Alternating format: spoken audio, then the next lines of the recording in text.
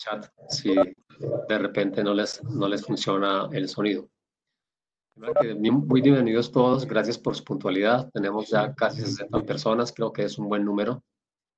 Y vamos entonces a dar inicio. Nuestro colega Alfredo Cueva, quien es el gerente del proyecto, va a hacer la introducción de nuestra presentadora. Alfredo, por favor. Gracias.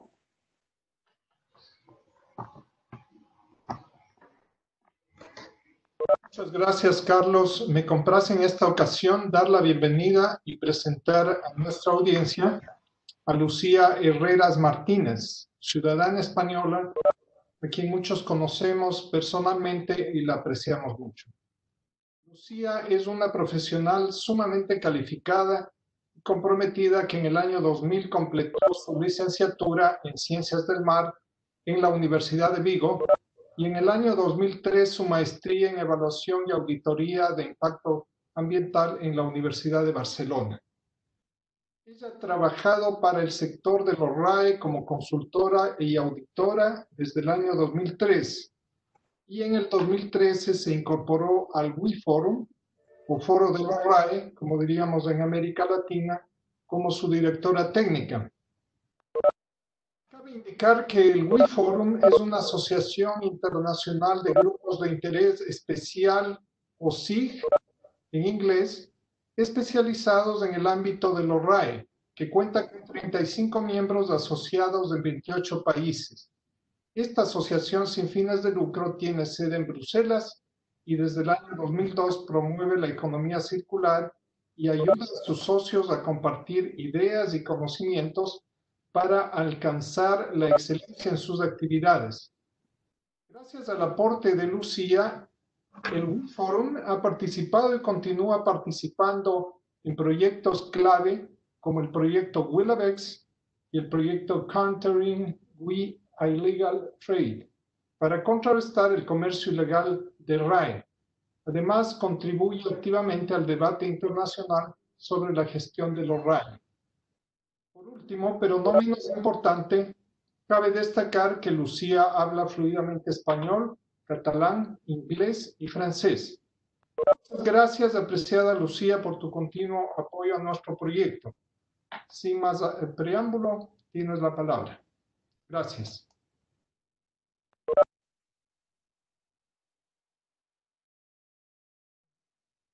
Muchísimas gracias. Buenas tardes a todos. Muchísimas gracias por esta presentación y por darme la oportunidad de volver a participar en esta iniciativa tan interesante. Voy a intentar compartir la pantalla. A ver si nos sale bien.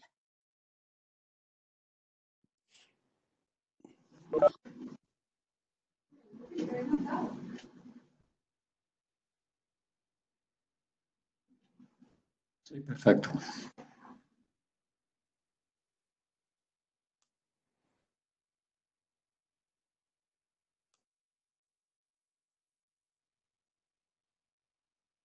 Espero que puedan oírme. Sí, escuchamos, Lucía, perfecto. Escuchamos. Perfecto, pues muchas gracias. Bueno, muchas gracias por la presentación y por darme la oportunidad de participar de nuevo en estas jornadas, a pesar de todos los inconvenientes que tenemos últimamente para vernos. Espero que estén todos bien en sus casas y bueno, que esta sesión, aunque sea un recordatorio de la sesión que tuvimos en Costa Rica, pues les dé nuevas ideas en esas discusiones que seguramente están teniendo lugar ahora mismo en sus países sobre cómo implantar la responsabilidad ampliada del productor para todo el tema de RAEs.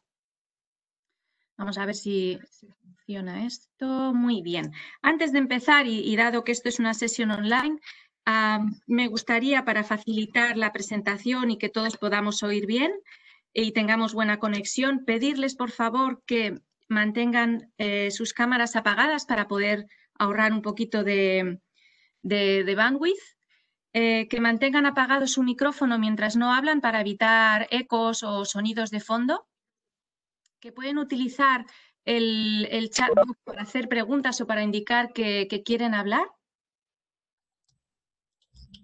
Y en este sentido, me gustaría pedir a Michelle o a Uka que, por favor, si pueden ir controlando un poco el chat box y me interrumpan si en algún momento hay alguien que desee hablar. Aunque para evitar interrupciones continuas, de vez en cuando yo iré dando indicaciones para que si hay alguna pregunta que se haya formulado durante el chatbox, pues se formulen en ese momento y no de manera continua, si les parece bien. Bien. Muy bien, gracias. Bueno, antes de empezar la presentación y tal y como hicimos en Costa Rica, me gustaría simplemente aclarar los términos que voy a utilizar durante la presentación, porque es una presentación que se utiliza bastante, bueno, que es una presentación bastante larga y es probable que a veces hable de sistemas, de SIGs, de PROs, o de scraps. En general se refieren todos a lo mismo, se refieren a un sistema colectivo de responsabilidad ampliada del productor y es un término con el que estoy segura de que están todos muy familiarizados. Durante la sesión y para que sea un poco más dinámica, habrá algunos ejercicios en los que les voy a pedir que participen. Y para ello, pues me gustaría que por favor tengan a mano su smartphone o alguna manera de poder conectar a una página web en la que se les formularán una serie de preguntas y en las que, pues a través del smartphone o de la conexión a Internet, puedan dar sus respuestas.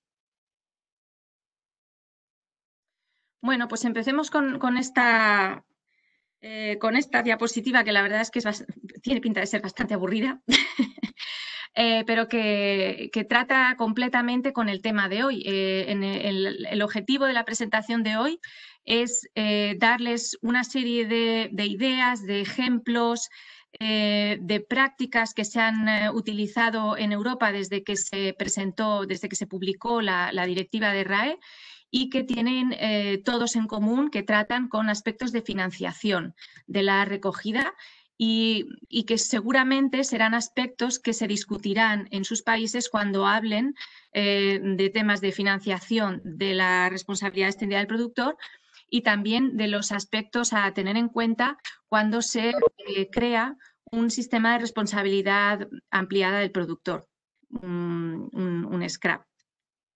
Lo que viene a decir la directiva europea, y es, digamos que la directiva europea fija los requisitos mínimos de cumplimiento en cada uno de los Estados miembros de la Unión Europea. Luego, cada Estado miembro lo que hace es coger esa directiva y adaptarla a su propio sistema legal. De manera que, por ejemplo, la directiva en España se ha traducido en un Real Decreto. Es lo que llamamos la transposición de la directiva. La transposición normalmente puede ser más estricta que la directiva en sí, pero nunca menos estricta. De esta manera, pues se aseguran en Europa que todos los Estados miembros cumplen unos requisitos mínimos y tienen todos un nivel mínimo aceptable. Pues bien, el artículo 12 de la directiva nos habla de cómo se tienen que financiar los residuos, la gestión de los residuos que proceden de hogares particulares, de hogares domésticos. En particular, lo que dice es que los productores tienen que financiar como mínimo la recogida, el tratamiento, la valorización y la eliminación de los residuos que proceden de los hogares domésticos y que se depositan en las instalaciones de recogida. Para llevar esto a cabo, da diferentes opciones que se pueden ver en el punto 3 de esta diapositiva. Es que el productor puede optar por cumplir esta obligación de manera individual o adhiriéndose a un programa colectivo, que podría ser una garantía financiera.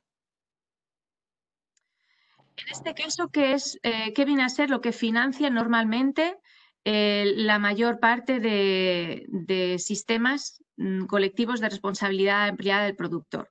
Bueno, pues como se indicaba en este artículo, el artículo número 12, normalmente se financia desde que el residuo llega al punto de recogida, que puede ser un punto de recogida municipal, por ejemplo, financiaría el pago al logista, a la empresa de transportes que iría hasta ese punto de recogida para recoger el residuo, el envío a una planta de tratamiento y la gestión final de ese residuo.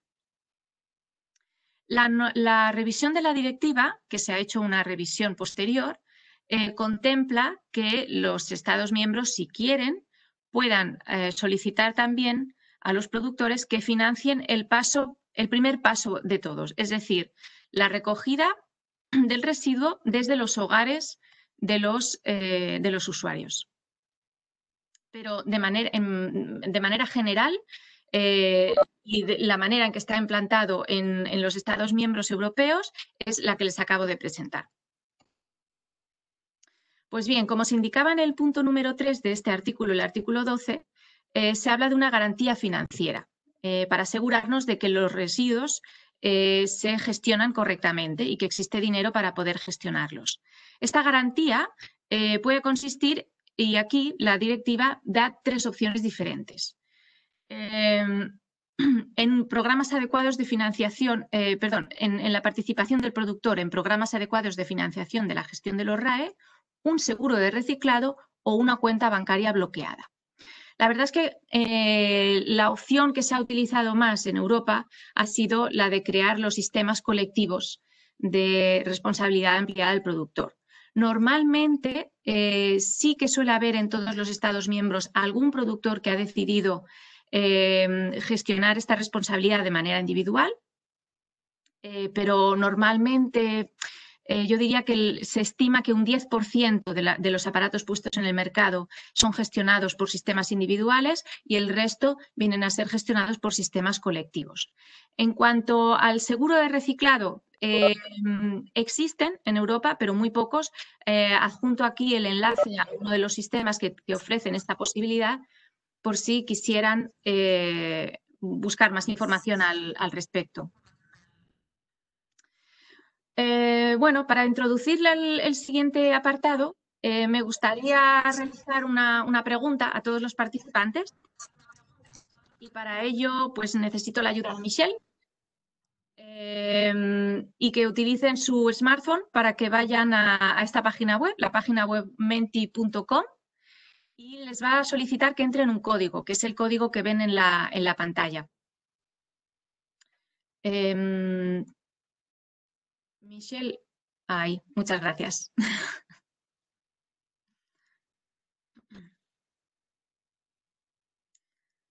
La pregunta que se les hace es ¿qué creen que es un residuo histórico? Pueden responder utilizando su smartphone y veremos a ver qué es, cuáles son las respuestas, las diferentes opiniones que tienen los participantes y luego desvelaremos, por supuesto, la respuesta correcta.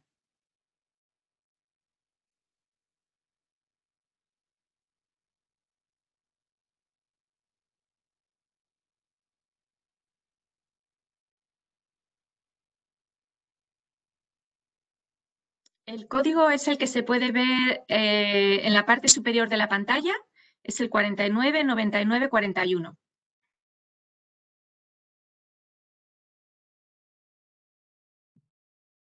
Tienen que ir a esta página web, menti.com, y se les pedirá el código. Y a continuación.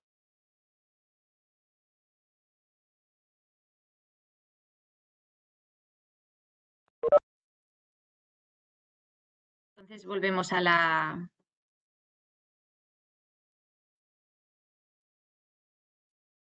presentación.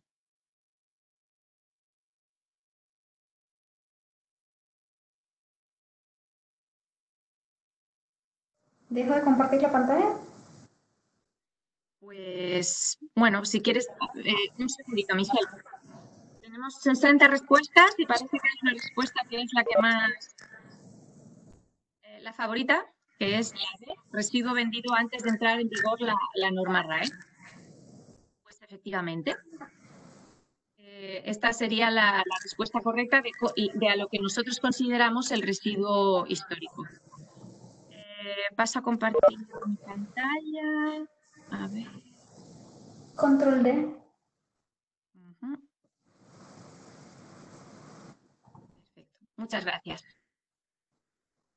Bueno, pues como muchos de los participantes han adivinado, el residuo histórico es aquel residuo que va apareciendo, porque el residuo pues, aparece continuamente, no se puede parar, aparece y es un residuo que se puso en el mercado antes de que la normativa entrara en vigor.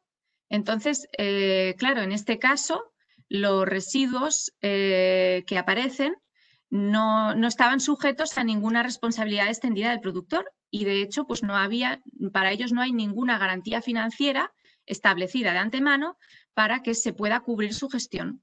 Bueno, esto es lo que va a ocurrir pues, cada vez que se ponga en vigor una normativa RAE. Se van a encontrar con una serie de residuos que se pusieron en el mercado antes de que esta normativa entrara en vigor. Entonces, ¿qué solución podemos darle a la gestión para asegurarnos de que estos residuos pues, se gestionan correctamente? Bueno, la solución que encontró la directiva fue que los productores que existen en el mercado en el momento en que estos residuos históricos aparezcan, sean los que se hagan cargo de financiar la gestión de estos residuos. ¿Y cómo? Pues de manera proporcional a la cuota de mercado que tengan, por ejemplo, pues estos productos.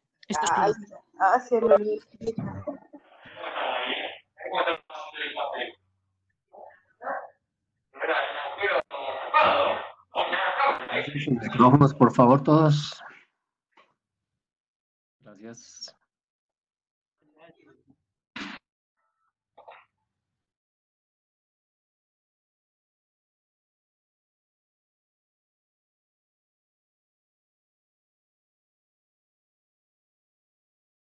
Bien, perdón, es que se me había apagado el micrófono. Muy bien, un momento. Todos menos tú. A la presentación. Muy bien. Bueno, pues en cuanto al residuo histórico, entonces, esta fue la solución que dio la directiva. ¿Qué ocurre entonces con lo que consideramos RAEs profesionales? Porque los RAEs domésticos ya hemos visto.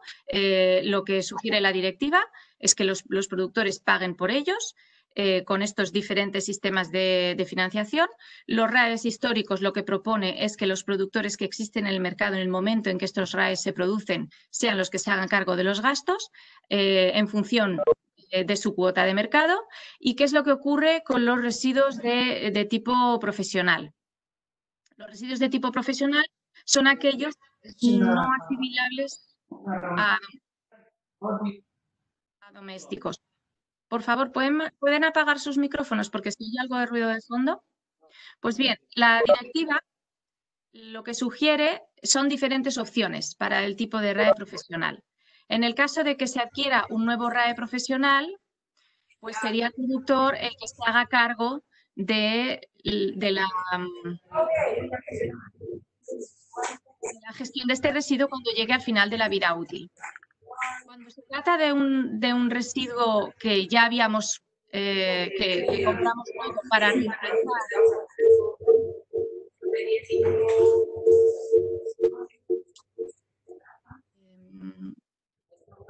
hay bastante ruido de fondo. ¿Podrían todos, por favor, apagar su micrófono para que podamos disfrutar la presentación? Tal vez usted pueda monitorear que todos tengan los micrófonos apagados y aquellas personas que no lo tengan los puede apagar automáticamente porque usted es la host.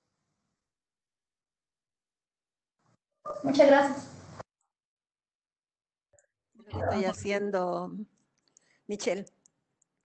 Gracias. Estoy monitoreando. Gracias, lo que pasa es que son muchos, entonces de repente se pierden. Muchas gracias. Gracias. Bueno, en caso de que se trate de un residuo profesional, por ejemplo, un aparato de un hospital que se compró hace mucho tiempo y quieren comprar uno nuevo. Por tanto, el aparato que tenemos actualmente en el hospital es muy antiguo. Se trata de un aparato histórico que se puso en el mercado en el momento en que la normativa no estaba en vigor. Pero vamos a reemplazarlo por uno nuevo, que es lo que sería un 1 por 1. En ese caso, la directiva nos da varias opciones. Nos dice que o bien puede pagarlo el productor o bien se puede llegar a un acuerdo en el que el usuario pagaría todo o parcialmente o una parte de la gestión de este residuo. Finalmente, para lo que son residuos históricos de tipo profesional, en el que no hay, por tanto, ningún intercambio por un aparato nuevo, sería el usuario el que pague por ellos. De todas maneras, la directiva deja un campo bastante amplio para que se puedan hacer acuerdos especiales entre los productores y los usuarios para fijar otros métodos de financiación. El residuo profesional es un poco especial en este sentido, es decir, hay una financiación totalmente diferente al residuo de tipo doméstico. Pues bien, hagamos otro ejercicio, hagamos otra práctica de ejercicio. Si no cerraron la página web anterior, seguramente les aparecerá ahora otra pregunta. Ahí la veremos ahora mismo en pantalla. Y esto nos ayuda a introducir la siguiente sección de esta presentación, que sería hablar de los productores. Porque hemos estado hablando de los productores hasta ahora como aquellos que tienen que financiar la gestión del residuo, pero claro, productores pueden ser muchos. Y entonces es importante que cuando se hable de este aspecto en la normativa intente contemplarse todos los tipos diferentes de productores.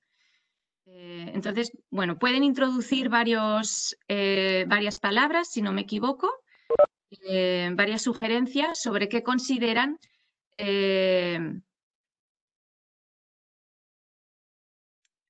sobre qué se consideran los diferentes tipos de productores. Pues mientras van contestando, he visto que me acaban de hacer una pregunta en el chat que hace referencia a los residuos de tipo profesional.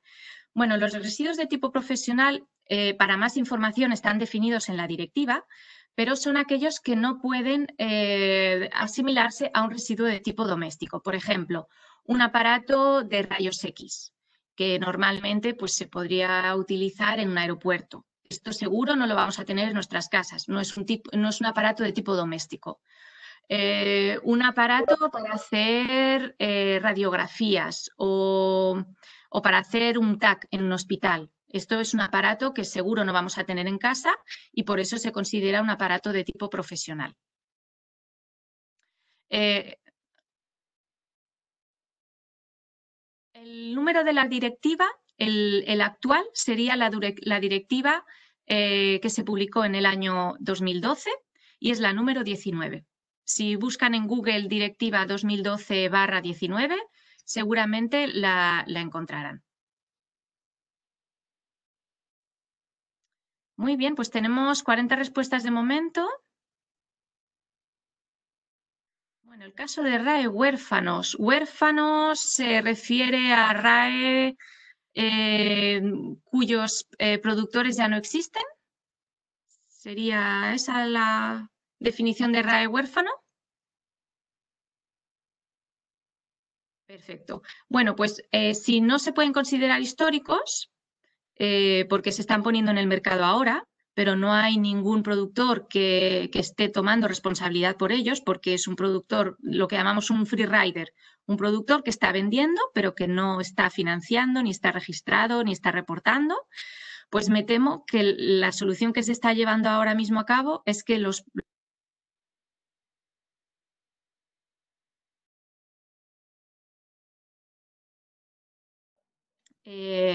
más adelante hablaremos del tema de los free riders y de cómo esta figura distorsiona el mercado de la financiación.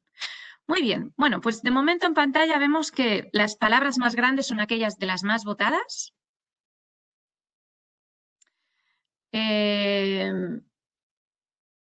Y vemos que hay distribuidores, hay importadores, hay fabricantes, hay productores, o sea que veo que van todos muy bien encaminados. Así que, Michelle, ¿puedo compartir mi pantalla? Porque es que vamos bastante mal de tiempo. Muchas gracias. Ahí, vamos a ver. Perfecto. Muy bien. Bueno, pues ahora mismo en pantalla pueden ver los ejemplos de diferentes productores que hay para que muestra, por ejemplo, el Ministerio de España.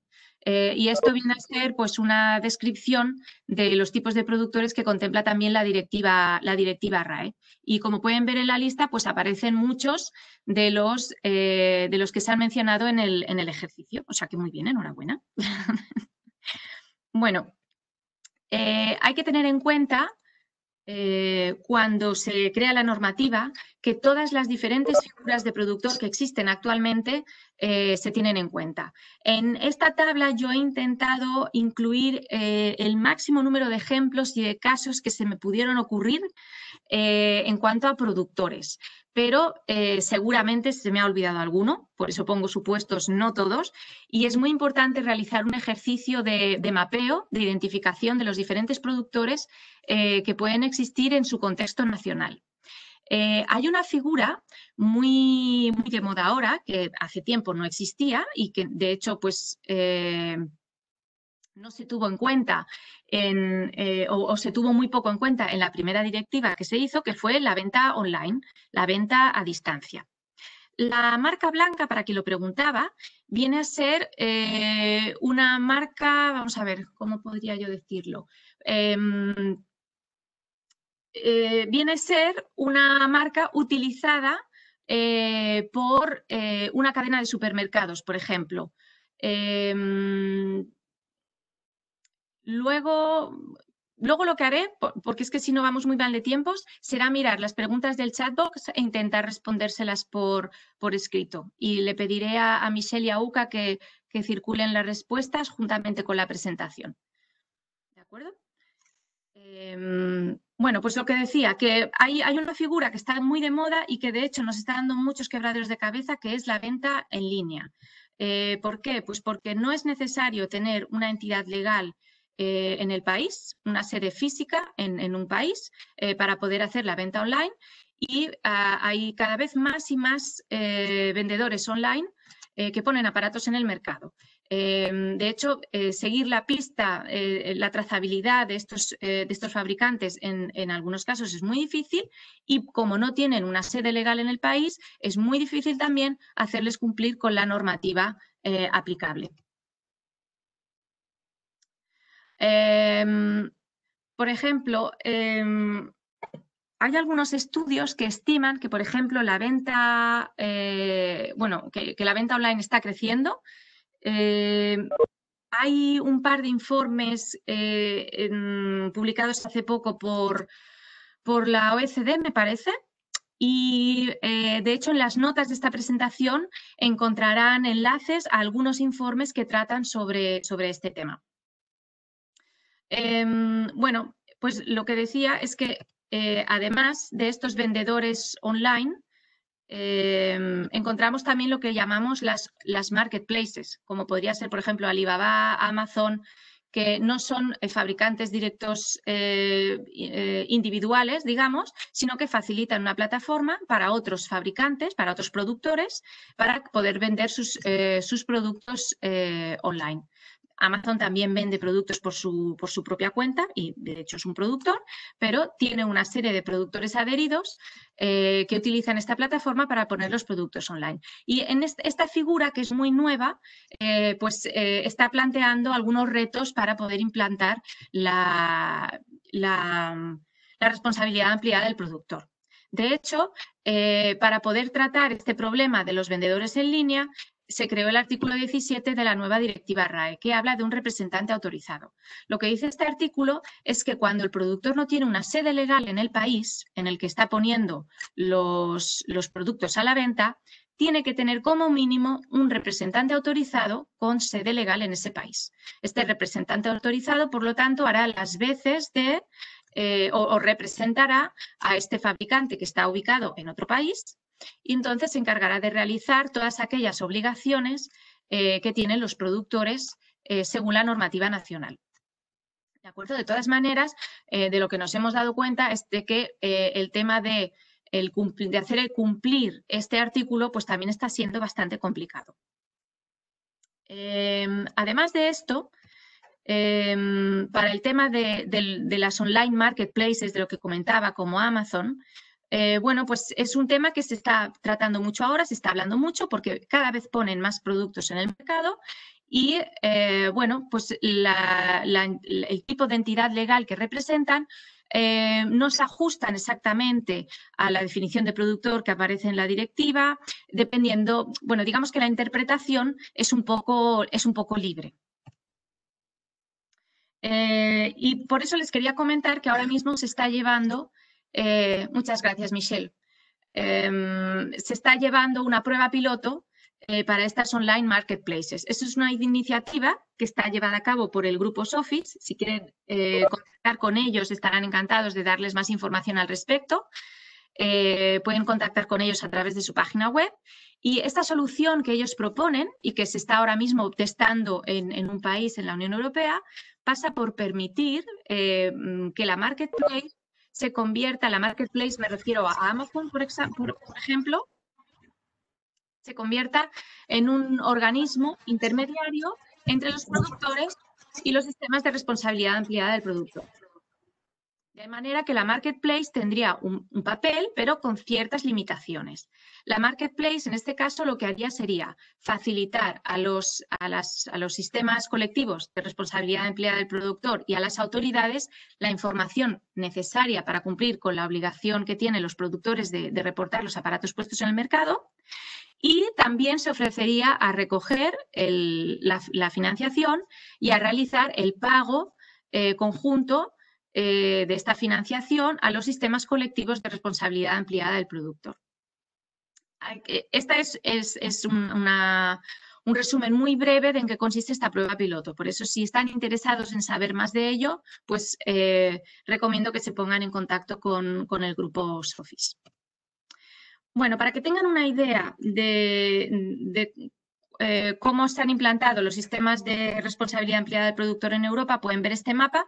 Como pueden ver, es una alternativa a la financiación de los RAE que existe en prácticamente todos los Estados miembros de Europa, a excepción de algunos. El más relevante yo diría que es Alemania, que tiene un sistema totalmente diferente de gestión. En Alemania la responsabilidad se adjudica directamente a los productores de forma individual, entonces pues es un sistema de gestión totalmente diferente.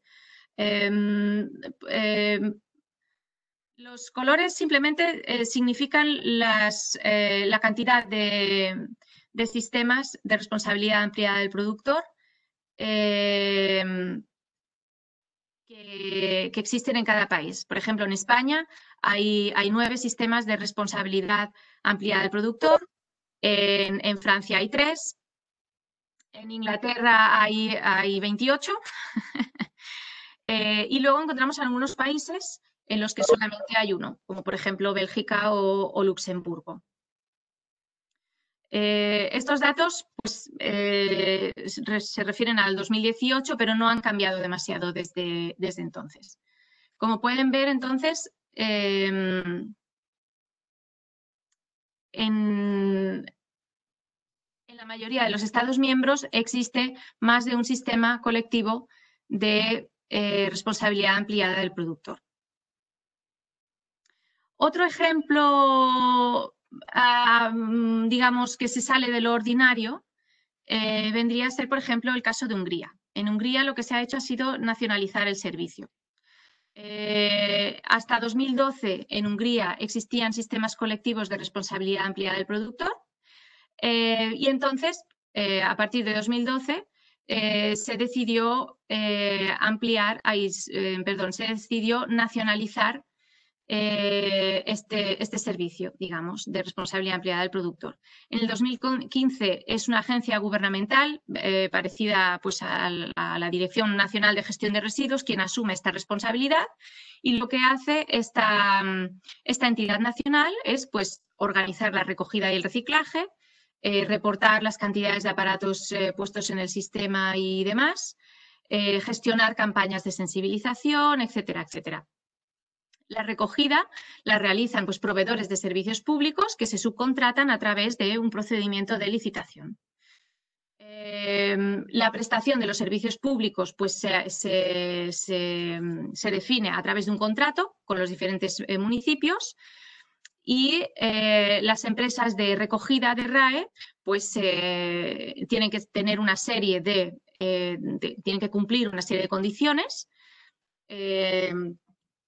y estar registradas en un directorio. A los productores lo que se les requiere es que declaren las cantidades puestas en el mercado, vendidas en el mercado, de manera trimestral. En este caso existe una tarifa fija para todas las categorías de residuos de aparatos puestos de aparatos recogidos, y con esta tarifa los productores lo que hacen es pues, financiar su obligación de recoger y alcanzar el objetivo de reciclaje. Esto, como digo, es un caso extraordinario, ya que en la mayoría de los Estados miembros se ha optado por fijar sistemas colectivos de responsabilidad ampliada del productor. Bueno, existe una serie de reglas de gestión aplicables a los sistemas colectivos de responsabilidad ampliada del productor, que se han revisado en la última publicación de la Directiva Marco de Residuos. Y aquí les pongo un enlace a este artículo número 8 que se ha añadido a la Directiva Marco de Residuos. Este artículo proporciona una descripción, un listado de los requisitos mínimos que tienen que cumplir los sistemas de responsabilidad ampliada del productor. El enlace lo encontrarán en la presentación por si quieren leerlo y dar más información, y además la directiva la pueden encontrar en español. Además de la financiación, bueno, pues hay otros puntos a considerar en el permiso que se adjudica a los sistemas de responsabilidad ampliada del productor, como puede ser, por ejemplo, qué ocurre si un sistema colectivo quiebra o cierra por cualquier motivo. ¿Qué ocurre con todos los productores que tenían adheridos y con todas las cantidades puestas en el mercado hasta ahora? Bueno, pues normalmente en los permisos se establece lo que se llama una garantía por cancelación del servicio. Y es un tipo de garantía que tienen que tener los sistemas colectivos de responsabilidad ampliada del productor para poder obtener su licencia de actividad. Otros aspectos a tener en cuenta cuando se emite el permiso de un sistema colectivo de responsabilidad ampliada del productor, por ejemplo, es la duración de este permiso. En algunos Estados miembros, los sistemas colectivos tienen que renovar su licencia de actividad o su permiso de forma anual. En otros, pues, se adjudican plazos más largos, como por ejemplo 5 años, 2 años, etcétera. Normalmente es interesante que estos plazos sean un poco largos para poder permitir que el sistema pueda tener el tiempo suficiente para asentar una estrategia de gestión y de implementación de todas para poder gestionar sus responsabilidades. Bueno, pues ¿cómo funciona en la práctica? Bueno, de manera muy sencilla, digamos que los usuarios compran un producto y se le paga este producto a los productores, evidentemente.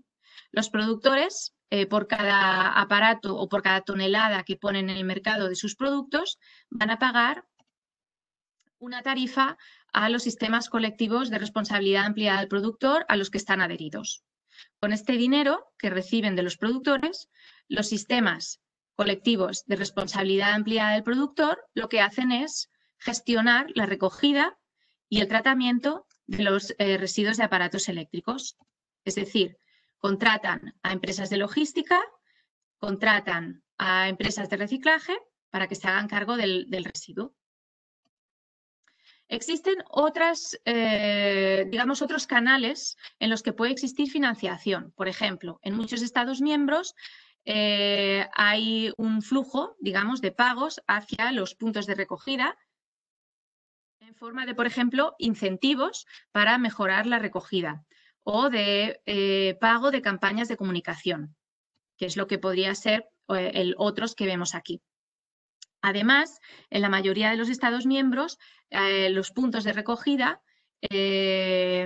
los que no son distribución, digamos, son de titularidad municipal, es decir, son puntos propiedad de las autoridades públicas. Por tanto, las autoridades se hacen cargo del mantenimiento y de la creación de estos puntos de recogida, pero aún así, los sistemas colectivos de responsabilidad ampliada del productor pueden pagar compensaciones a estos puntos de recogida municipales por utilizar parte de su espacio para que se recojan los residuos de aparatos eléctricos en sus instalaciones. Bueno, y aparte de esta financiación, pues pueden existir otro tipo de financiación por parte de los productores, como por ejemplo el establecimiento de órganos de coordinación en el país para facilitar digamos, la comunicación entre todos los actores involucrados, de estudios, por ejemplo, para promover el mejor entendimiento de los diferentes flujos de RAEs que hay en el país y demás, campañas de concienciación y demás. ¿Cómo funcionan de manera, digamos, interna los sistemas colectivos de responsabilidad ampliada del productor? Bueno, la directiva es verdad que daba mucha responsabilidad a los productores, pero también daba bastante flexibilidad a los productores para crear los sistemas colectivos de responsabilidad ampliada del productor. De manera que la directiva no ponía demasiadas reglas a la hora de crear estos sistemas colectivos de responsabilidad ampliada del productor. Les daba bastante manga ancha, digamos. Aún así, se ven dos tendencias claras en la manera en que estos sistemas se financian internamente. La más utilizada en los sistemas colectivos en Europa es la que está marcada en verde, la que llamamos la Pay as you go. Que consiste básicamente en crear una estrategia de negocio que va de año en año. Les voy a poner un ejemplo. Yo soy un sistema colectivo de responsabilidad ampliada del productor. Tengo que alcanzar unos objetivos de recogida para el año que viene. Tengo que calcular cuál será la tarifa que tengo que cobrar a mis productores para tener dinero suficiente para poder recoger todo el residuo que necesito para alcanzar esos objetivos de recogida. ¿Cómo calculo esta tarifa? Bueno, pues teniendo en cuenta los objetivos de recogida que se me han exigido, pues imaginemos que a mí me toca recoger, para poder cumplir mis objetivos, 100 toneladas al año. Bueno, tengo que hacer una pequeña investigación de mercado para ver cuánto me costaría recoger 100 toneladas de residuo en diferentes puntos de recogida y cuánto me costaría gestionar esas 100 toneladas de residuo.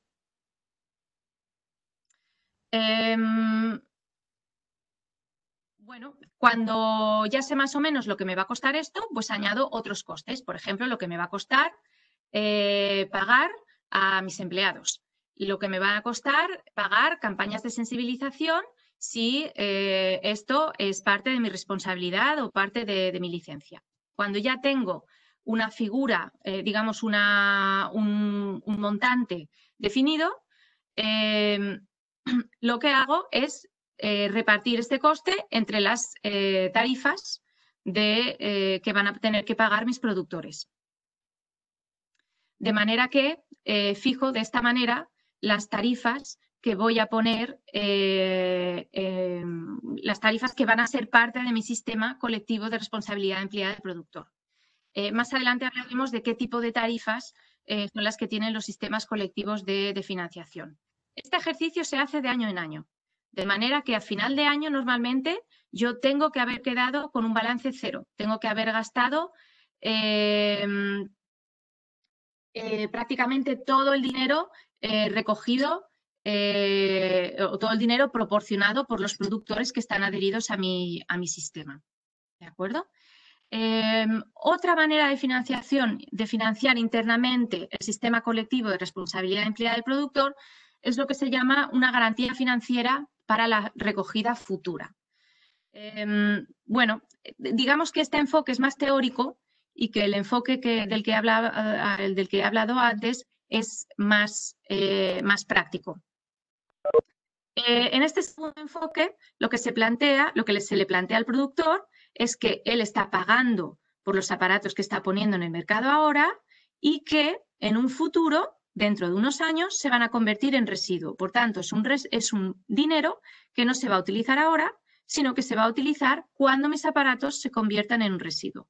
Esto, claro, lo que se convierte en realidad es en una acumulación de reservas para poder gestionar este residuo futuro. Y si quieren, les he adjuntado aquí un enlace de un sistema colectivo que funciona de esta manera, que sería Ambilamp en España. Tienen la información en español.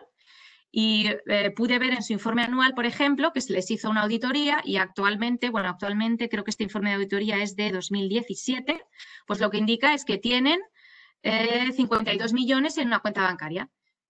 De estos 52 millones, pues están destinados a la gestión de este residuo futuro y que se ha pagado por los productores. Pero como decía,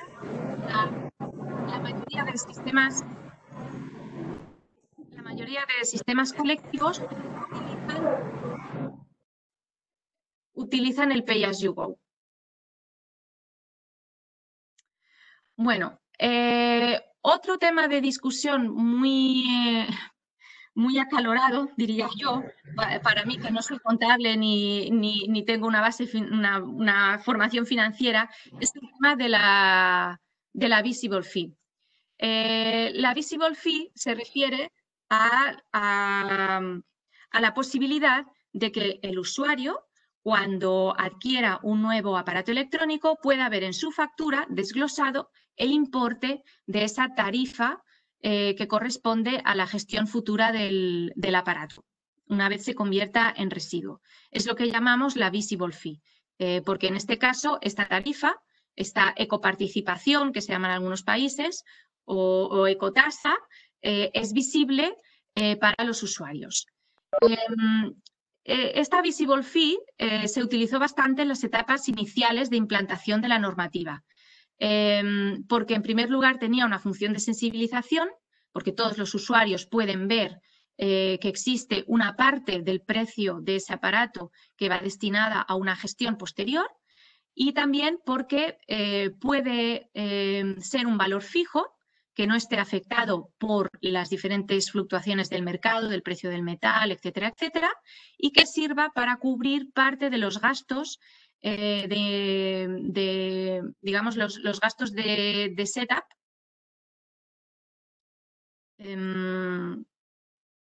de implantación iniciales, que suelen ser, pues evidentemente, cuando uno empieza un negocio, pues los gastos son un poco mayores, pues pueden destinarse a estos gastos de startup del sistema de responsabilidad ampliada del productor. Actualmente, en los Estados miembros no hay una armonización sobre la utilización de la visible fee. Hay países en los que está prohibida, hay países en los que es opcional, en otras es obligatorio. En otras está combinada con la visible fee y la no visible fee. Por ejemplo, a veces se permite utilizar la visible fee a lo largo de toda la cadena de distribución, pero, por ejemplo, al final, cuando llega el usuario final, pues no se admite el uso de la visible fee. Existen diferentes razonamientos dentro de cada Estado miembro para utilizar este diferente tipo de financiación. Y de hecho, en las notas de esta presentación les adjunto los enlaces a un par de artículos que hablan sobre la visible fee y sobre su implantación. Aquí pueden ver un ejemplo en la pantalla. En Francia, por ejemplo, pues cuando yo quise comprar un aparato que costaba 99 euros, ya se me indica que dentro de esos 99 euros hay 4 que consisten en una ecoparticipación que va destinada al reciclaje de los aparatos eléctricos. Y si yo quiero buscar más información, se me aparecerá una ventana que me explicará que existe una normativa y que requiere, pues, que se financie la gestión final de estos residuos. Alguien preguntaba antes sobre los tipos de tarifas que pueden tener los sistemas de colectivos de responsabilidad ampliada del productor. Estas son las tarifas que se les cobran a los fabricantes que están adheridos a los sistemas colectivos. Por ejemplo, yo soy Samsung, digamos, Samsung, Mitsubishi, Toshiba, y estoy adherido a un sistema colectivo para que este sistema colectivo se haga cargo de gestionar las responsabilidades que yo tengo como productor según la normativa. Pues bien, para que ese sistema colectivo se haga cargo de mis responsabilidades, pues yo le pago una tarifa. Esta tarifa puede pagarse por unidad, por ejemplo, y normalmente pues hay una cuota diferente por cada tipo de producto.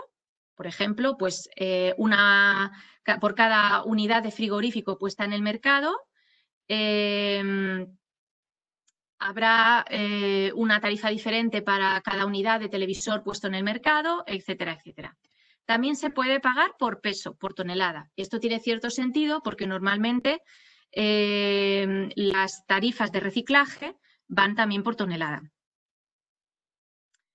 Alguien preguntaba sobre la visible fee, non-visible fee, si había tenido alguna incidencia en la mejor gestión del residuo. La verdad es que actualmente estamos haciendo un estudio en el WeForum.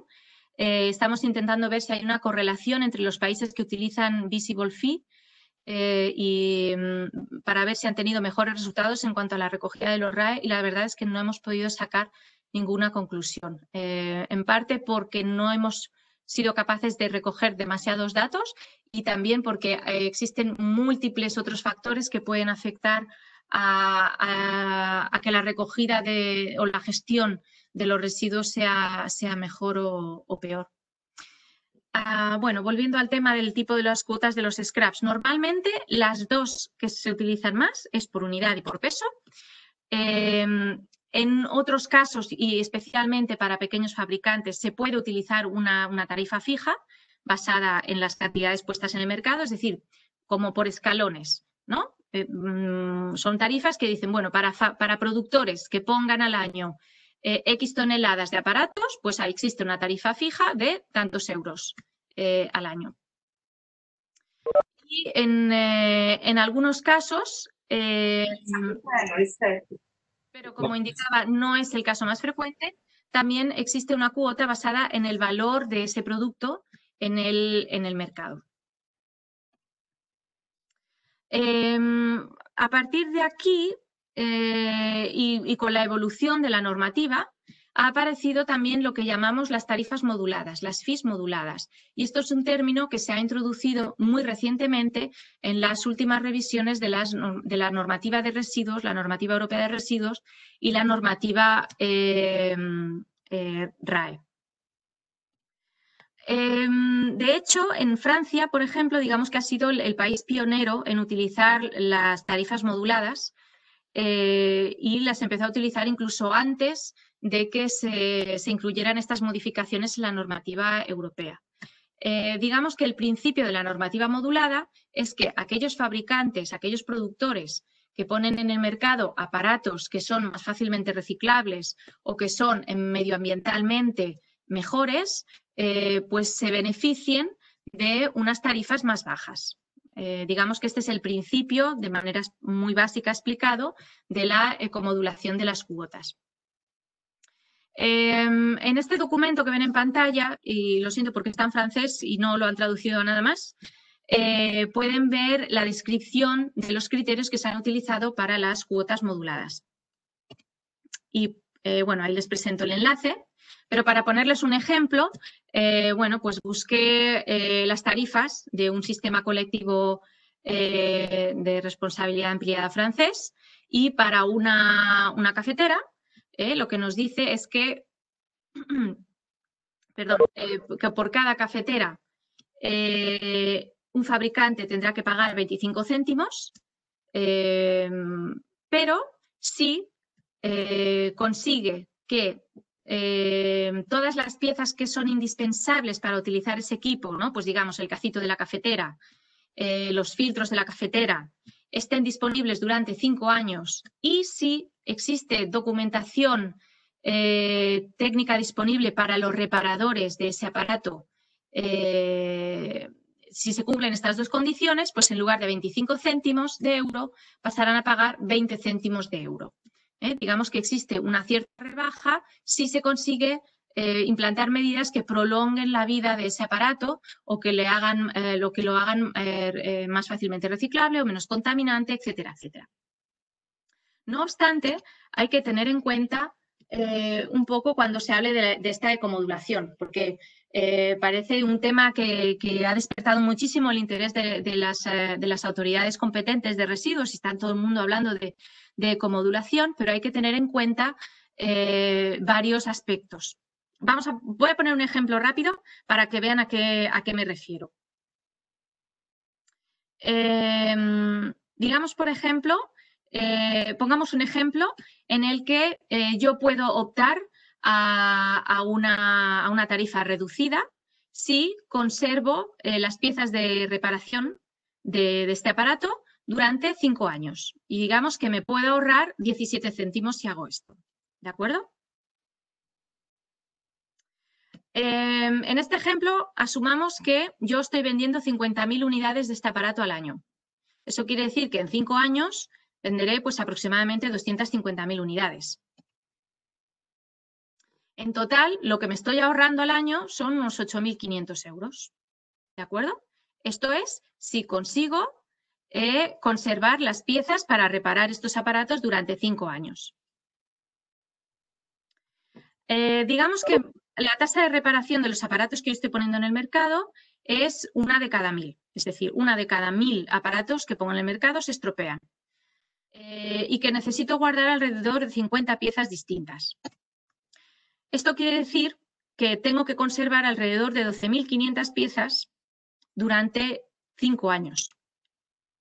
Pues seguramente, si me pongo a hacer el cálculo de lo que me supone llevar el inventario, el almacenamiento, la logística de estas piezas durante 5 años, lo más probable es que me cueste más del ahorro de 8.500 euros que me está ofreciendo la Modulated Fee. Este es un ejemplo muy básico, pero que espero que les haga entender que las fee moduladas tienen que pensarse muy bien. De hecho, les propongo aquí 2 estudios, uno que ha salido muy recientemente, en abril de 2020,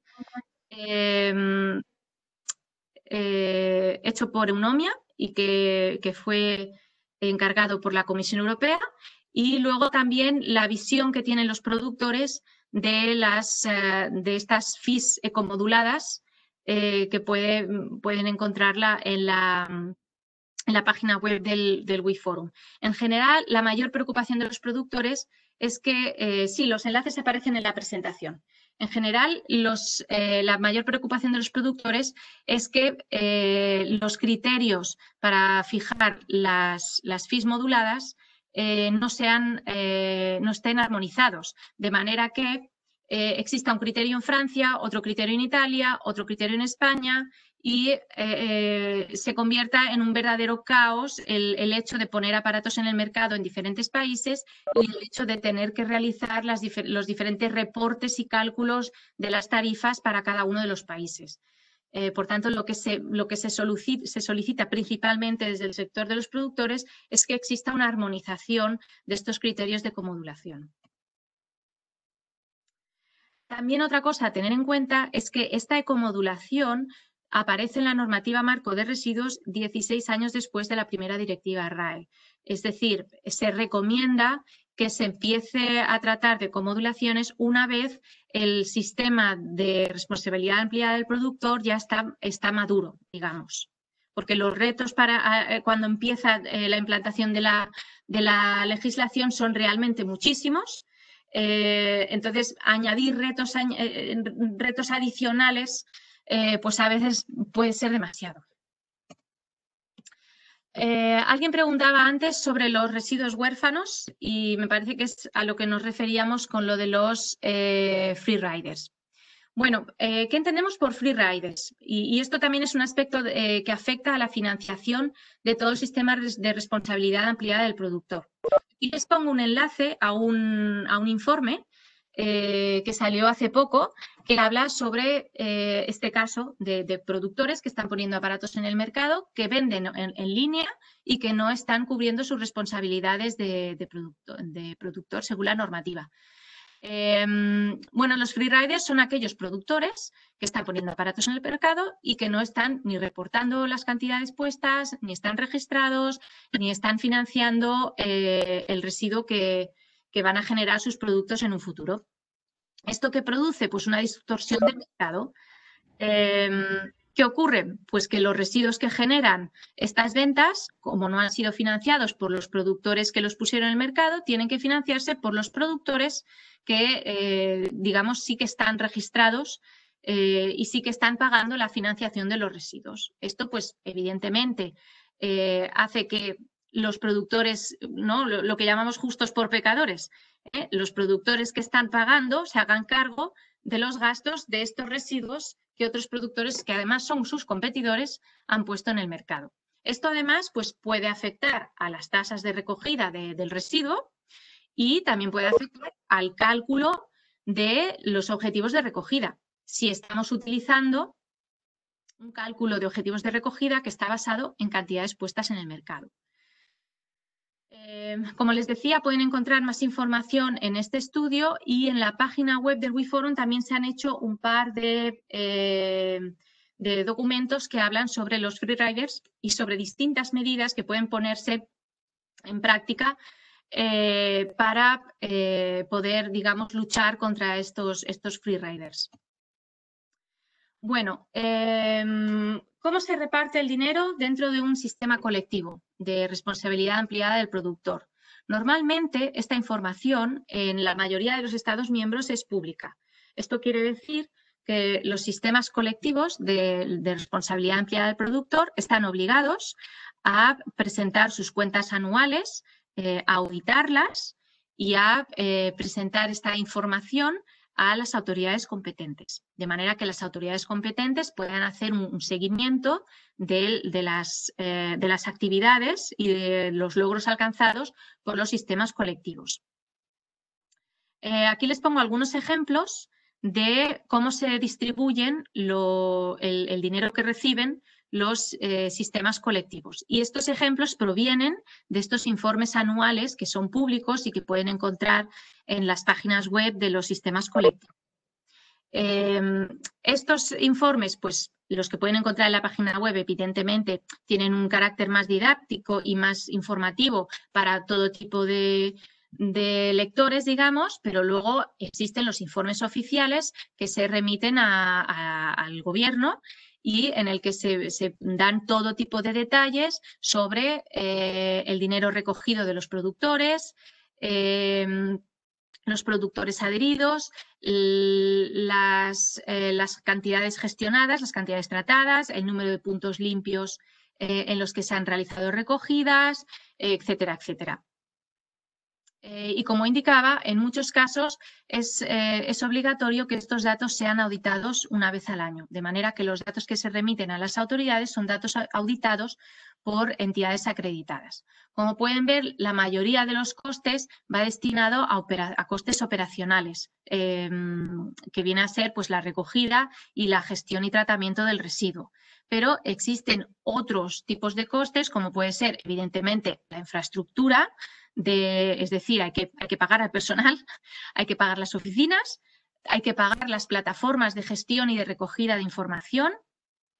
Hay otra parte del dinero que va destinado a campañas de comunicación y de información. Y en otros casos también hay parte de la financiación que puede ser pagada en forma de incentivos para la recogida, que es lo que hablábamos anteriormente sobre una serie de incentivos o de compensaciones que se pagan a los puntos de recogida para que el residuo recogido pues, sea de mayor cantidad o de mayor calidad. Les invito a que, me parece que en la presentación, en las notas, incluyo algunos enlaces a algunos de los informes anuales porque realmente dan una explicación muy clara y muy descriptiva de cómo se gestiona el dinero que reciben estas entidades. La mayoría de los sistemas colectivos que existen en Europa son entidades sin ánimo de lucro. Son normalmente entidades fundadas por los propios productores, por los propios fabricantes de aparatos eléctricos. Los órganos de gobierno de estas entidades están formadas por los propios productores y, bueno, pues al ser sin ánimo de lucro, como decía, normalmente el balance de cuentas a final de año suele ser cero. En cuanto a la gestión de la recogida, bueno, ¿qué aspectos desde el punto de vista financiero podemos tener en cuenta en cuanto a lo que se refiere a gestión de la recogida? Bueno, pues los sistemas colectivos de responsabilidad empleada del productor normalmente lo que hacen es firmar acuerdos con los actores principales. Firman acuerdos con puntos de recogida municipal o firman acuerdos con distribuidores, con tiendas, con otros puntos de recogida que pueden facilitarles residuo. Otros costes. En estos acuerdos, evidentemente, normalmente hay una compensación económica acordada. Les pongo como un ejemplo un acuerdo de convenio marco con la comunidad, con la región de Andalucía, en España. Verán que es un acuerdo que se ha firmado entre la Junta de Andalucía, que digamos que es el organismo competente de residuos en esta región, y se ha firmado entre este organismo competente y los diferentes sistemas colectivos que operan en esta región. Y aquí pueden ver, además está en español, los diferentes acuerdos de compensación económica que se han fijado entre los sistemas colectivos y los diferentes puntos de recogida.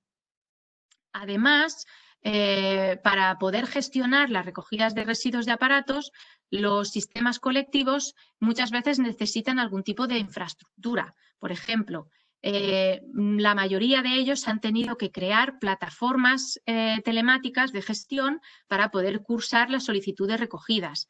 También para poder recoger toda la información que es aportada por las declaraciones de los productores. Esto parece una tontería, pero yo estuve trabajando un tiempo en un sistema colectivo y recuerdo que empezamos con una hoja de Excel. Y porque, claro, al principio pues, las cantidades gestionadas eran muy pocas y los productores adheridos eran muy pocas, pero poco a poco el tiempo iba pasando y cada vez había más productores adheridos y cada vez había más residuo y más puntos que gestionar. Por tanto, esta hoja de Excel se quedó totalmente inútil y hubo que invertir en una plataforma online hecha a medida para cubrir todas las necesidades de gestión de la información que se tenían. Y esto supone, en el momento de creación de un sistema colectivo, una inversión bastante importante. Normalmente también se tienen que costear pues, canales de comunicación para, por ejemplo, atender cualquier tipo de demanda de los puntos de recogida, como una línea de atención telefónica o algún sistema de comunicación. Y otros gastos que pueden estar asociados a esta gestión de las recogidas, como comentaba, un sistema de incentivo para los puntos de recogida, de incentivo o de compensación, porque como decía, muchas veces se utilizan sistemas de recogida de titularidad municipal que ya estaban ahí para recoger otros tipos de residuos y entonces para que nos hagan un huequito y que nos dejen también recoger RAEs en esos puntos de recogida, pues se les da cierta compensación económica por ese espacio esa gestión que nos ceden. Algunos ejemplos de incentivos en algunos países de la Unión Europea. Bueno, les he puesto unos cuantos aquí. Estos incentivos van normalmente encaminados a mejorar la cantidad y la calidad de los residuos recogidos. Por ejemplo, en Italia existe un centro de coordinación de RAE, que viene a ser una entidad donde se encuentran representados los diferentes sistemas colectivos del país y este centro de coordinación pues, ha llegado a un acuerdo con las asociaciones de municipios y con las asociaciones de empresas que recogen los residuos de aparatos eléctricos. En este acuerdo se establecía un sistema de, digamos, de becas o de subvenciones a la que pueden optar aquellos puntos de recogida que cumplen una serie de criterios. Existe un sistema de puntos, de manera que aquellos puntos de recogida, aquellos centros de recogida que quieran optar a esta subvención, pues tienen que solicitar esta ayuda, y esta ayuda, pues parte va destinada pues, a la modernización de estos centros de recogida existentes o a la creación de nuevos centros de recogida. Y también les pongo un enlace donde esto se explica. Otro tipo de incentivos viene a ser, por ejemplo, destinado a recoger los residuos de aparatos eléctricos en diferentes fracciones. Claro, a ver, entendámonos, cuanto más separado se recoge el residuo, de mejor calidad es. Si yo tengo un contenedor donde tiro una televisión y a continuación le tiro encima un frigorífico, pues de la televisión poquito va a quedar para poder tratarla, como pueden entender. Entonces, normalmente para mejorar la calidad del residuo, lo que a veces es dar incentivos a los puntos de recogida para que la recogida se haga en distintas fracciones. Yo no sé si nos da tiempo a realizar el siguiente ejercicio, creo que no, porque vamos muy mal de hora, así que me lo voy a saltar, si no les importa. Pero bueno, en esta diapositiva se puede ver representado más o menos cuáles son esas diferentes fracciones sujetas a diferentes compensaciones. Es decir, la A sería la forma de recoger en diferentes fracciones, en 5 fracciones diferentes. Es decir, por un lado se recogería por separado gran aparato, por otro lado aparato frigorífico, por otro lado se recogerían pantallas, en un contenedor separado se recogerían lámparas y en otro contenedor se recogería pues todo lo demás, el pequeño aparato electrodoméstico. Digamos que esta sería la forma de recogida óptima y digamos preferente para tener una buena calidad del residuo.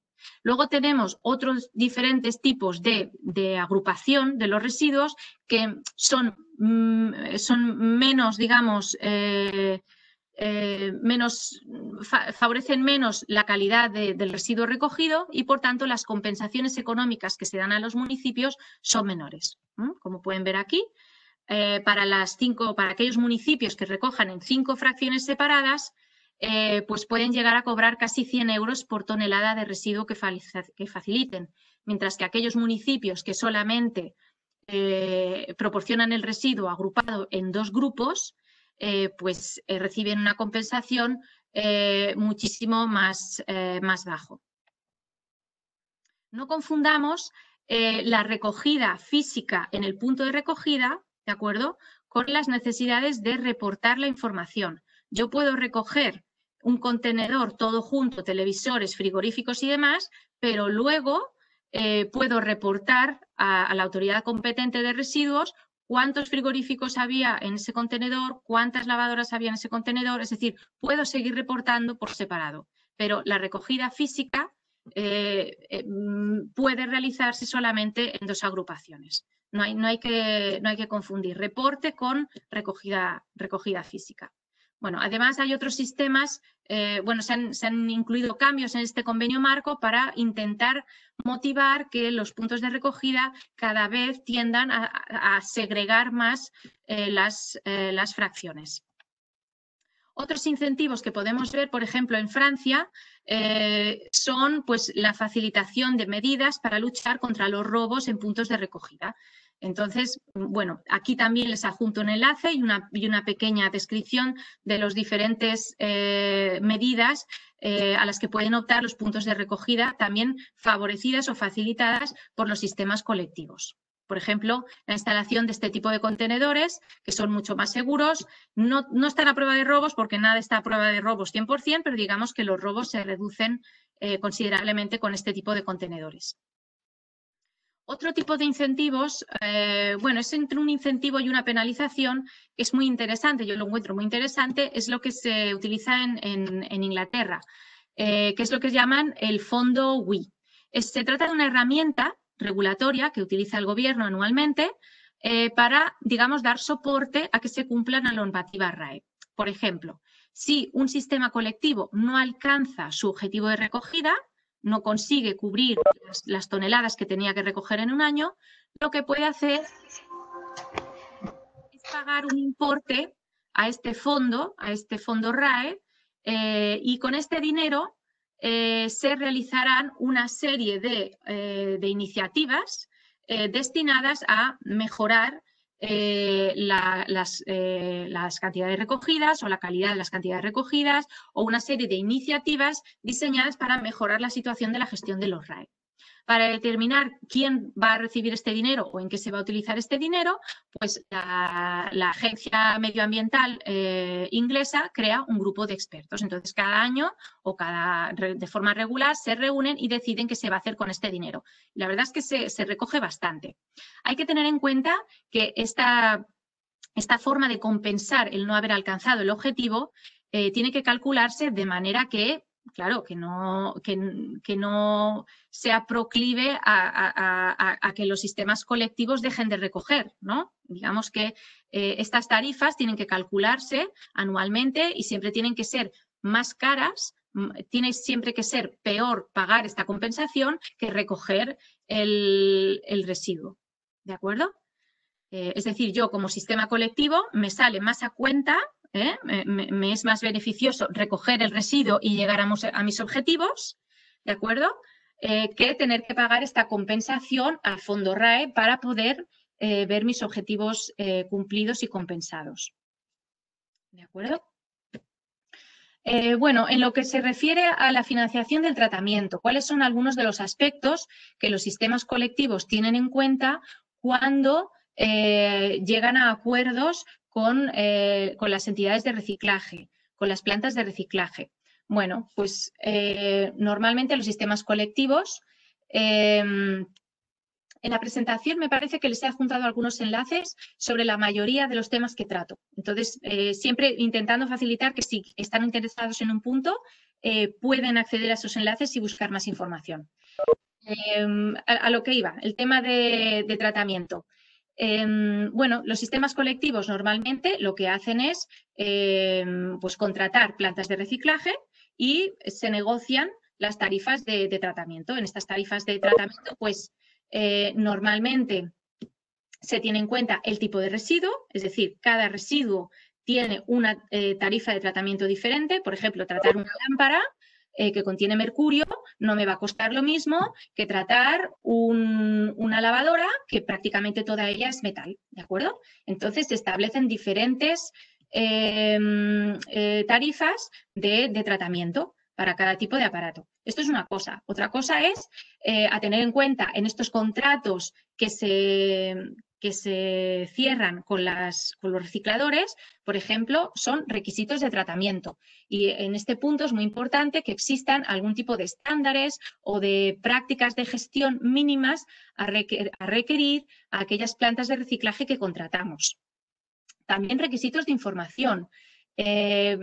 Normalmente los sistemas colectivos solicitan a los recicladores que les digan qué tipo de aparatos están tratando, las cantidades que reciben, etcétera, etcétera.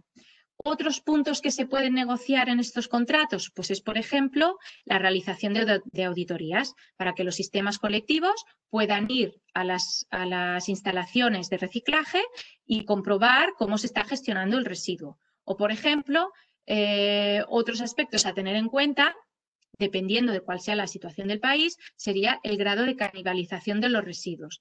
¿A qué me refiero por canibalización?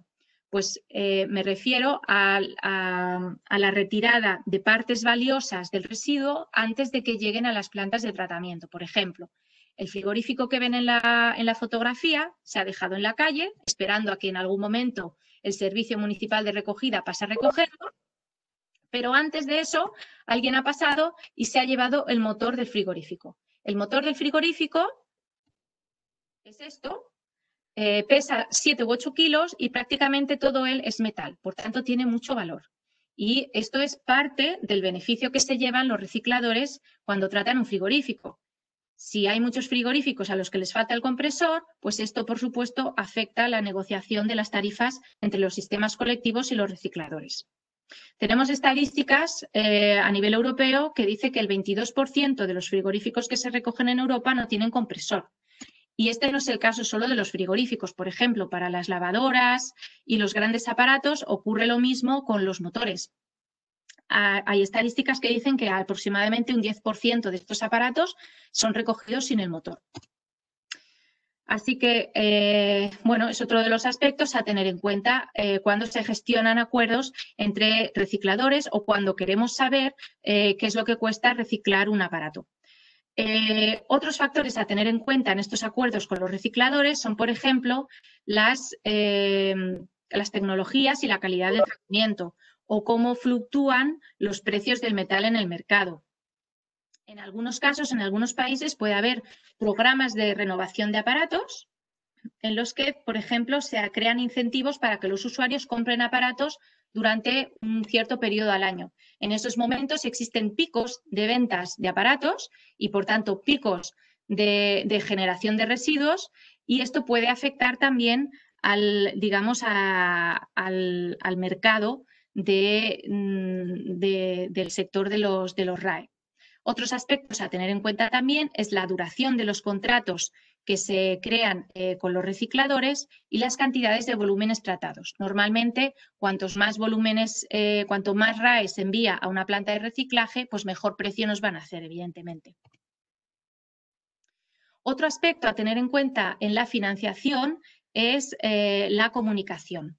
Existe un artículo en la directiva que exige ciertas responsabilidades de comunicación a los productores. Por tanto, los productores en muchos Estados miembros son requeridos a financiar algunas campañas de comunicación y sensibilización. Aquí tenemos un ejemplo, por ejemplo, me parece que esto también viene del Convenio Marco de Andalucía, en el que se paga una compensación económica a los municipios para poder costear campañas de sensibilización y en este caso el importe que se paga está basado en X céntimos por habitante y por año y está asociado al grado de cumplimiento de objetivos. De manera que si son municipios en el que se han alcanzado los objetivos de recogida y reutilización, pues entendemos que no necesitan comunicación, que ya lo están haciendo muy bien, pero aquellos municipios donde realmente las tasas de recogida son muy bajas, entonces sí que se les paga una contribución mayor destinada a campañas de comunicación. Un punto muy importante que resaltamos es que estas campañas de comunicación tienen que estar basadas en estudios sobre los hábitos de los usuarios. Por tanto, recomendamos que también se financien o se realicen campañas para conocer los hábitos o, digamos, esos hábitos de comportamiento que tienen los ciudadanos a la hora de deshacerse del residuo.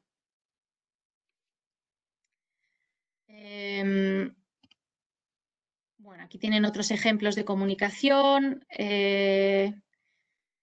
Otro aspecto a tener en cuenta cuando hablamos de la financiación o de posibles costes que puede haber es la coordinación entre los sistemas colectivos. Cuando en un país existe más de un sistema colectivo, pues la distribución de la recogida o de las responsabilidades entre los diferentes sistemas colectivos requiere pues de un montón de fórmulas, digamos, de una comunicación muy fluida entre los sistemas colectivos y las autoridades competentes para asegurarnos de que no hay sistemas colectivos que están recogiendo por encima de su responsabilidad y que no hay sistemas colectivos que están recogiendo por debajo de sus responsabilidades. De manera que tenemos que conseguir que haya algún sistema de balance entre las responsabilidades de los diferentes sistemas colectivos. Esto es lo que solemos llamar una clearing house o un órgano de coordinación. En algunos países europeos ya existen, como por ejemplo en Italia, este centro de coordinación RAE o en Francia la OCAD3E. Lo que se trata es, bueno, son organismos donde se llegan a acuerdos sobre cómo compensar los descuadres en las cantidades recogidas por los diferentes sistemas colectivos se acuerda el método de balance, porque puede haber distintas maneras de poder alcanzar esos equilibrios entre las responsabilidades, y además se recogen todos los datos necesarios para poder calcular la responsabilidad que le corresponde a cada sistema colectivo. En definitiva, primero se calcula la responsabilidad que aplica a cada sistema colectivo, luego se hace un seguimiento de la actividad que hace cada sistema colectivo para ver si van en línea con sus objetivos o están recogiendo por encima o por debajo de sus objetivos, y luego se llegan a unos acuerdos para poder equilibrar las responsabilidades y que cada uno cumpla con la responsabilidad que le corresponde. Normalmente las responsabilidades se basan en la cuota de mercado que tiene cada sistema colectivo. El método para poder equilibrar las diferentes responsabilidades, pues no está basado, no está armonizado. Dependiendo del país, pues se han llegado a diferentes acuerdos. Puede ser una distribución geográfica, por ejemplo, en Irlanda solamente hay 2 sistemas colectivos. Entonces dijeron, bueno, pues yo me quedo con la mitad y tú con la otra mitad. Esto por explicarlo muy sencillamente, pero digamos que un sistema colectivo tiene una cuota de mercado mucho mayor que el otro, por tanto, cubrirá una superficie geográfica mucho mayor que el otro sistema colectivo, ¿de acuerdo? Otra manera de poder equilibrar las responsabilidades es la asignación de puntos de recogida. Aquellos sistemas colectivos que tengan una mayor responsabilidad recogerán en más puntos de recogida. Otro sistema que puede funcionar es, por ejemplo, el pago entre sistemas colectivos, de manera que si hay un sistema colectivo que no ha alcanzado a cubrir sus objetivos y otro sistema colectivo ha recogido por encima de sus responsabilidades, pues entre ellos se llegará a una compensación económica de manera que las responsabilidades de los dos se equilibren. En general, el enfoque de la gestión de los residuos tiene 2 tendencias principales en los Estados miembros. Voy acabando. Voy a necesitar 10 minutitos más, espero que no sea un problema. El enfoque de la gestión de los residuos tiene 2 tendencias básicas, digamos. Por un lado está el enfoque de lo que llamamos all actors y por otro lado lo que llamamos el mandatory handover. No son exclusivas y de hecho pueden combinarse. Pero digamos que el enfoque del all actors sí que ha demostrado que puede reportar cierto beneficio o cierto incremento en las cantidades de recogida. Este enfoque del all actors se basa en que todos aquellos actores que tienen acceso al residuo se involucren de una manera proactiva en alcanzar los ratios de recogida de residuos en el país.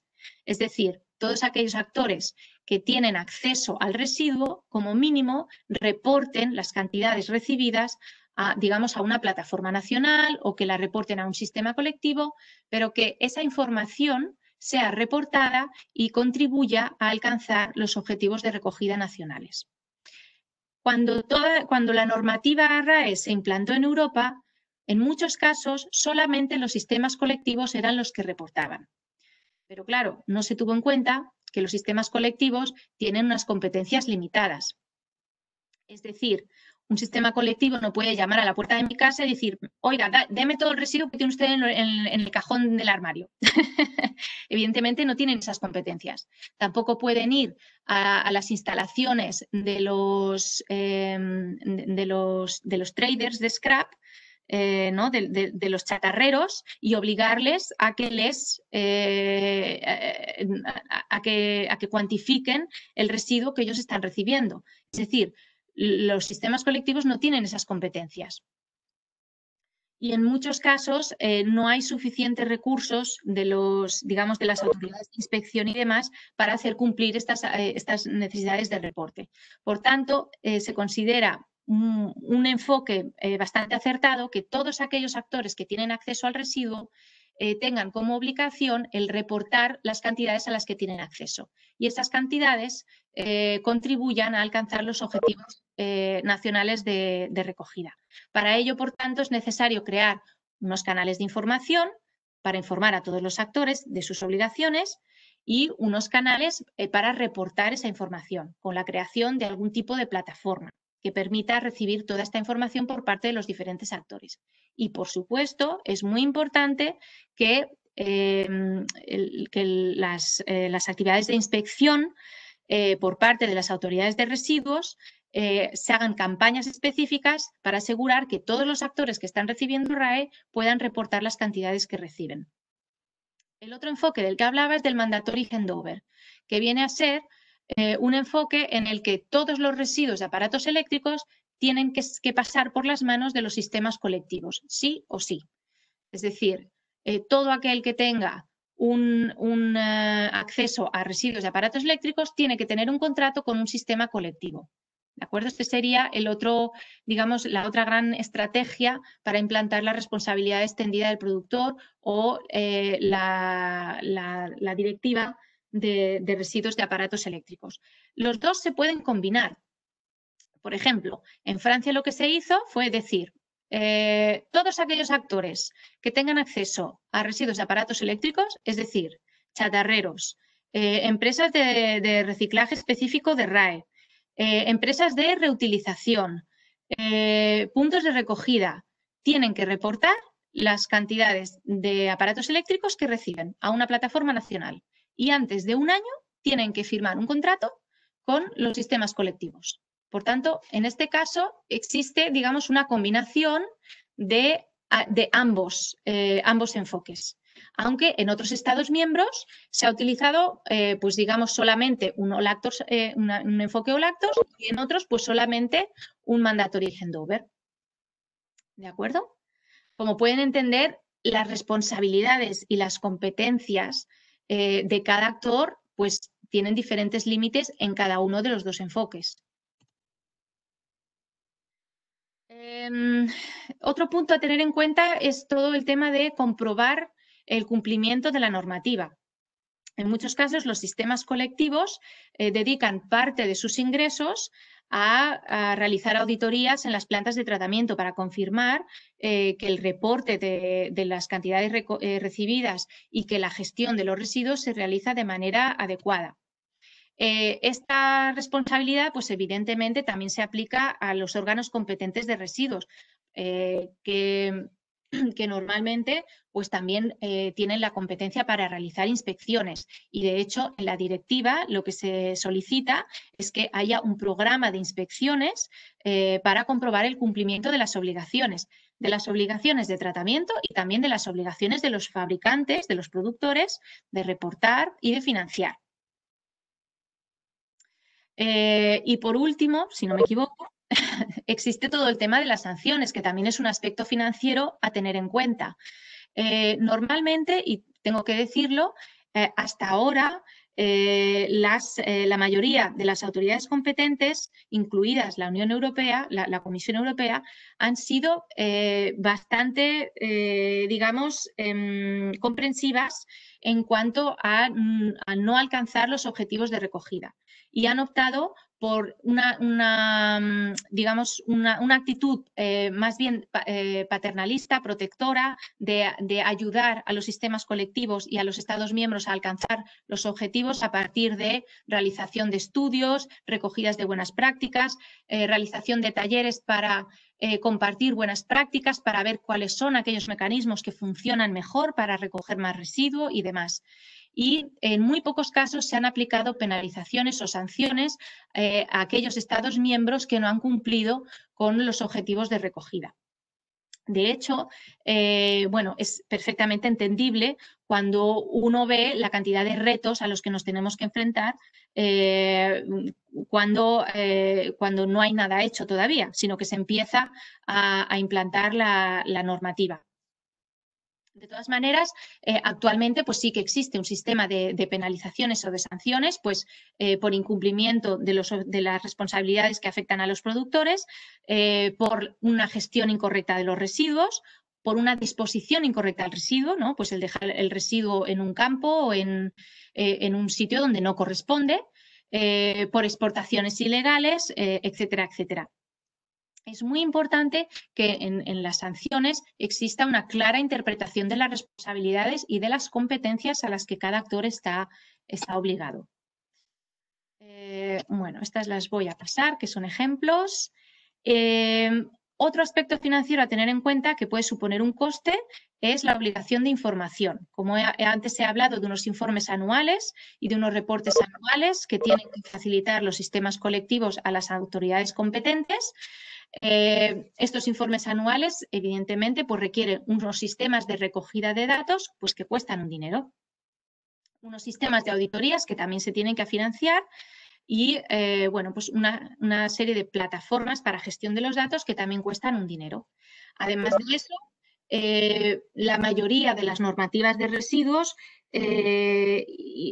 comprenden la creación de registros nacionales para que los productores se puedan dar de alta, para que se puedan registrar y identificarse como productores, y también plataformas, registros nacionales para que los productores puedan reportar las cantidades puestas en el mercado. Entonces, en lo que se refiere a estas obligaciones, hay ciertos aspectos que hay que considerar. Por ejemplo, ¿quién va a pagar este registro? Cada cuánto tienen que reportar los productores, qué tipo de información se va a reportar a estas plataformas, cómo se va a comprobar esta información y demás. Les pongo aquí adjunto un reglamento que salió hace poco que intenta armonizar todos estos aspectos que acabo de mencionar para los Estados miembros, porque como a los Estados miembros no se le dieron directrices detalladas, pues cada Estado miembro ha hecho lo que ha querido.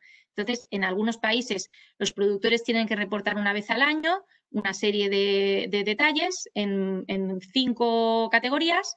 En otro Estado miembro, pues tienen que reportar cada 3 meses, en 25 categorías, etcétera.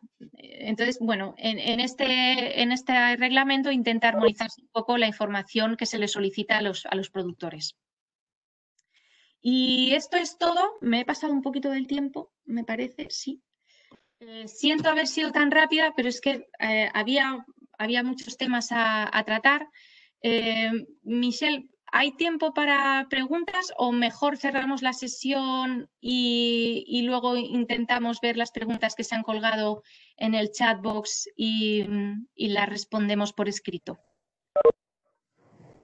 Bueno, preguntas más como para Uka y Carlos. Yo ya tengo escrita en un documento Word todas las preguntas.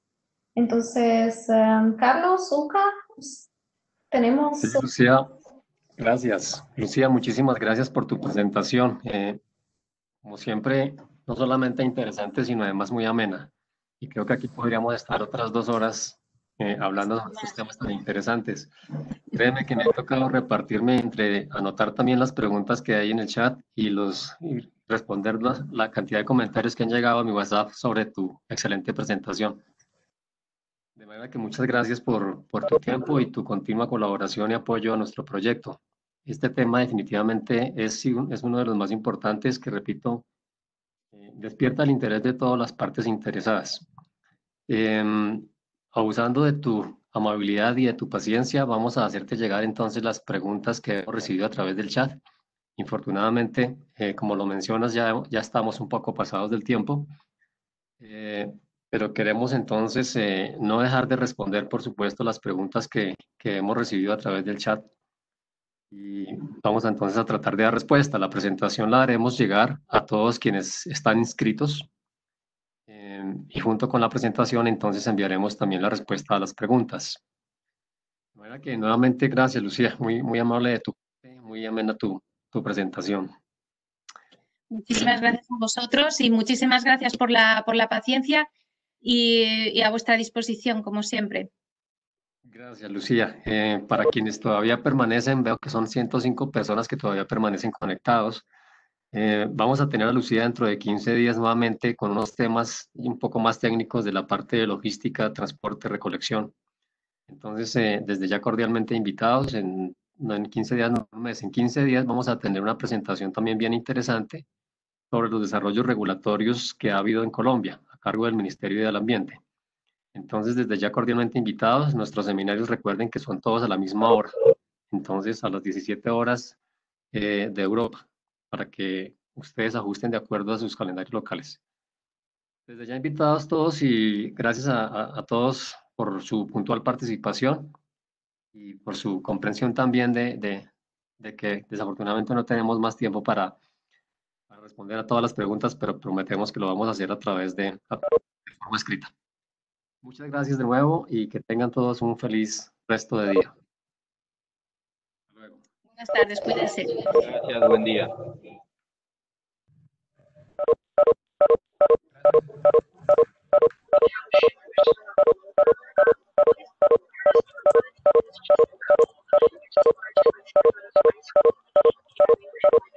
¿Estás ahí? Sí, acá estoy. Dios. ¿Quieres que hablemos por el Skype? Sí, me ofrezca.